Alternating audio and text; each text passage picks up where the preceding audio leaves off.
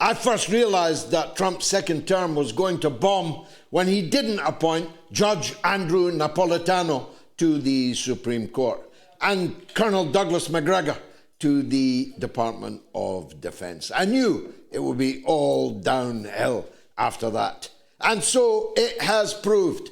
Judge Andrew Napolitano, host of Judging Freedom, is our first guest tonight. Your Honor, thank you for doing us this honor on this auspicious day of joining us on the mother of all talk shows. It's auspicious because Donald Trump reached rock bottom over the Epstein affair. Do you agree?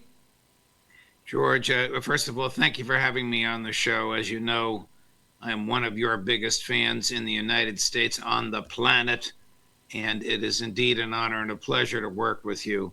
I just logged on early, so I was able to listen to your monologue in the past 15 minutes. I agree with everything you said. Everything you said.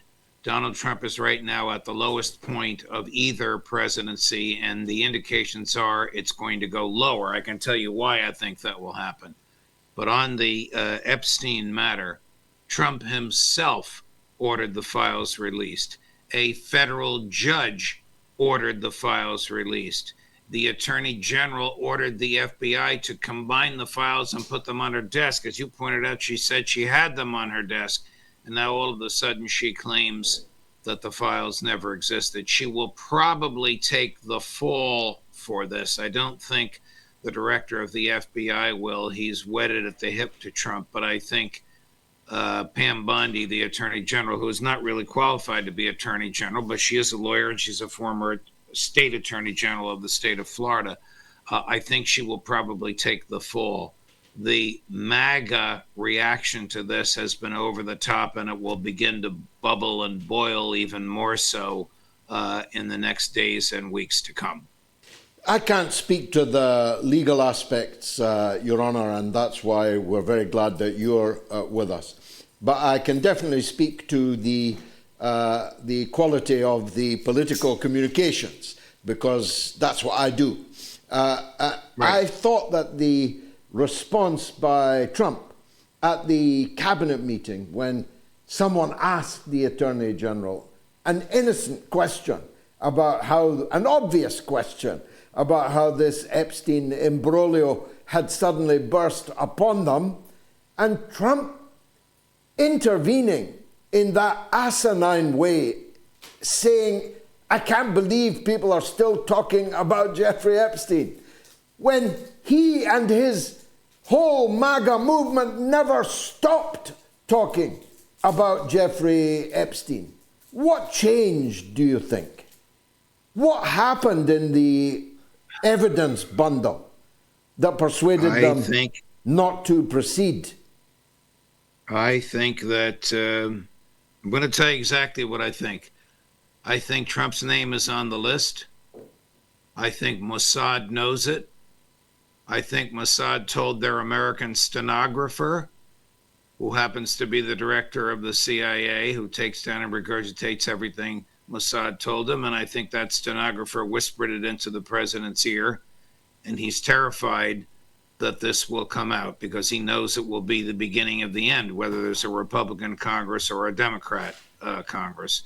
That's what I honestly believe has happened. Now, obviously, I haven't seen the files. I can explain to you the way the system works. But when a federal judge orders that a document or a set of documents be preserved and published to the public, there is zero justification for it not happening. The president's reaction, you put your finger on it, George. I played that tape several times on my own show. The president's reaction was so personal, so defensive to attack the questioner that it was obvious he was terrified to have a truthful answer be given. Now, the release thereafter of video, supposedly of Epstein's cell on the fateful night, has left more questions than it provided answers. And we now know that your high security prisons are covered by video technology that every single night goes off for a full minute. And we're asked to believe that this is normal. Now, we both know a lot can happen in a minute. A TV minute is an eternity. It's more than enough time for someone to go into a cell and whack someone, but it's equally enough time. I don't ask you to share this view with me, Judge, but I'm moving a little towards it. It's also enough time for someone to go in and walk the prisoner out of the cell. What's your feelings on the video? Well, the video is absurd that they would have a system in this prison. This is where P. Diddy Combs is. I mean, this very, very high-profile prisoners who evoke very strong emotions amongst the public and even amongst the people guarding them. It's absurd that they would have an old-fashioned videotape system that has to go off for a minute while they rewind the tape and reuse the tape. I mean, this is back to the 70s, 50 years ago, the technology that they're using in this jail, if one is to believe them. But I would offer you this. The most highly respected pathologist in the United States is Dr. Michael Baden, B-A-D-E-N. I don't know if you've had Dr. Baden on. He is a personal friend of mine, but we became friends from his testimony before me in cases when I was on the bench. He frequently testifies for the government. That's how highly the government regards him on the time, place, and manner of death in either a wrongful death or a murder case. Dr. Baden was hired by Epstein's relatives, his family, to investigate his death, to perform another autopsy, and to examine the reports of the original government autopsy. And Michael Baden, the doctor the government trusts, has said it is impossible for him to have suffered the injuries he suffered by his own hand. It is against the laws of physics. It could only have been done by an outside force. That's what this 1 minute is hiding, what the outside force was. It was probably the same sophisticated people who compiled the list and who are threatening Trump. They know how to kill. They know how to kill quietly, quietly, effectively, and quickly. I'm sure that that's how it was done. I shouldn't say sure. I am confident that that's how it was done. I've lived through this movie before, Judge. I played a small part in the downfall of Robert Maxwell, more or less the father-in-law of Jeffrey Epstein for some time, at least, some decades at least, and former employer of Jeffrey Epstein back in the day. And just when I was waiting for my day in court with Robert Maxwell, he disappeared off the end of a boat. And the question in everyone's mind was, did he jump or was he pushed? And if he was pushed, it's pretty obvious who pushed him. The people for whom he had been working and had been serving for many, many years. And he was subsequently, as you remember, buried with full state honors on the Mount of Olives in Jerusalem, with everybody who was anybody in the Israeli political scene, giving him the final send-off. Now, I have always believed, in common, I may say, with Ghislaine Maxwell, that Robert Maxwell was whacked rather than jumped. I take it from what you say that it's your view that Epstein also was whacked, and although we can't prove it, quite likely by the same people. I saw Epstein's brother speaking today. He laughed out loud when he heard Trump and co arguing that their brother had committed suicide. He's also totally convinced, and he was at the same autopsy, Judge. The people that we're talking about are the most effective killers in the world. They all work for an entity that would benefit with the death of Robert Maxwell as well as the death of Jeffrey Epstein. Maxwell was himself an open and notorious asset of Mossad. He may very well have been a paid agent, even though he was a wealthy man. He may very well have been a paid agent of Mossad. There's no real dispute about that at all. That's historically well grounded. But they probably were executed not by the same human beings, but by the same forces that do these things for governments around the world. Now, where does all this leave the aforementioned Ghislaine Maxwell, Robert Maxwell's favorite child? I am waiting for someone to go back before that federal judge in Brooklyn, New York, and say, Your Honor, you ordered the files released, and now the Attorney General said they were on her desk, and now she says they're not there. Can you use your power, Your Honor, to get to the bottom of it? She will if this is brought before her. In America, judges can only respond to applications before them. They can rarely act sua sponte on their own. But it is her order that began this series of events, which resulted in the Attorney General saying there is no list. And, Kash Patel and Dan Bongino, I know them both. I know Bongino much better than I know Patel. They pounded and pounded and pounded away on this. And now they're the head of the FBI and like two little puppy dogs with their tails caught between their legs are saying what they know is untrue. They know is untrue, that the files don't exist. They've been told by their two bosses to say that. This is going to catch up with what does this all mean? Trump. Not so much because it's an untruth, but because he has, as you pointed out, and you ticked off the leadership of the MAGA movement in your previous segment, George.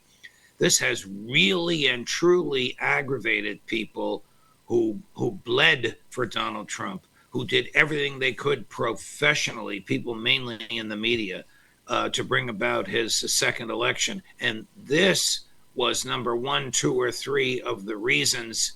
And now they've been so profoundly disappointed. This is not going to go away. What does it mean for Elon Musk's America Party, in your view? I share Musk's view that we need a third party because we have the Uniparty, which is the pro-war, pro-welfare state, pro-surveillance state party, pro-Israel. I mean, this is 90% of both houses of the American Congress speak as one voice on all those issues. Wealth transfer, surveillance, perpetual war, give Israel whatever it wants, no matter what it does. It is ripe for a third party now. I'm not so sure that Musk is the right person to lead it. He certainly would be the right person to fund it. I wish that our mutual friend, Ron Paul, were 20 or 25 years younger. He'd be the ideal person at this point in time to take the mantle of the new party. Perhaps his successor in the House of Representatives, Thomas Massie, is the one to do it. Perhaps his son in the United States Senate, Senator Rand Paul, is the one to do it. But the time for a third party is ripe. Now the American public is fed up with perpetual war, 750 American military installations around the globe in 80 foreign countries, $1 trillion defense budget, larger than the defense budgets of the next 10 countries combined, which includes Russia, China, India, Iran, and Great Britain. The public is fed up with this. And now this may be the straw that's breaking the camel's back. Donald Trump has turned on his public. He is committing genocide in Gaza. He is refunding the war in Ukraine. He is about to start a war in Iran. And he is not telling the truth about Epstein. This will be enough to cause his own people to turn on him and move to a third party. The Republicans stand for nothing. All they do is stand for whatever he wants. The Democrats don't have a leader and don't have an issue. And then whenever there's a Democratic primary, the people farthest to the left are the ones that win. The time for a new third party is right now, George, right here, right now. He's committing genocide abroad and suicide, political suicide at home. And of course, it isn't just on Epstein, as you just alluded, Your Honor. The words that he spoke about Russia yesterday, and we both have the honor of knowing the Foreign Minister Lavrov, one of the most sophisticated statesmen in the world.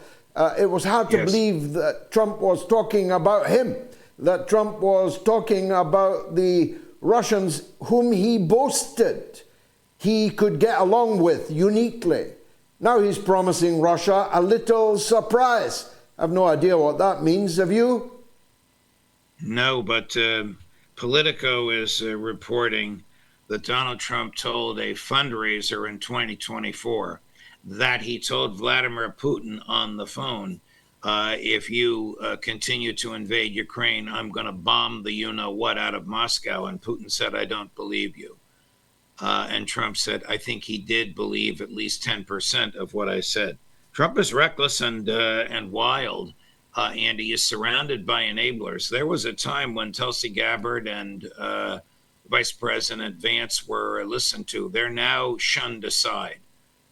Trump is totally surrounded exclusively by neocon Zionists who want to fight wars to advance American hegemony and to drive Vladimir Putin from office. This is not the Donald Trump who ran in 2016, and it's certainly not the Donald Trump who ran in 2024. I mean, Nixon used to play that crazy Nixon game. But at least we had some confidence that Nixon wasn't actually crazy.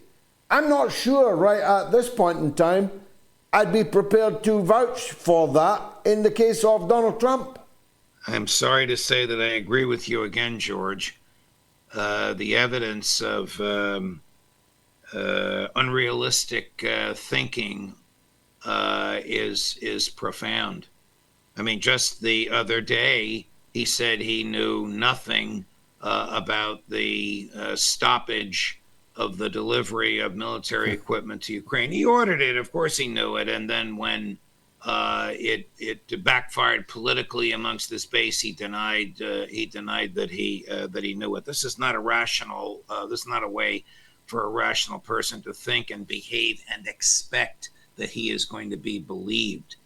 He is not believed any longer by his base. It will be difficult for him to govern. Finally, Your Honor, was it just a coincidence that Netanyahu arrived just as the Epstein files were tossed into the bonfire? I doubt it.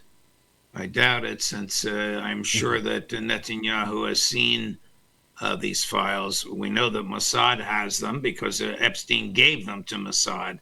If Mossad has them, then Netanyahu has them as well. Here's a question for you. Who is the overlord of whom?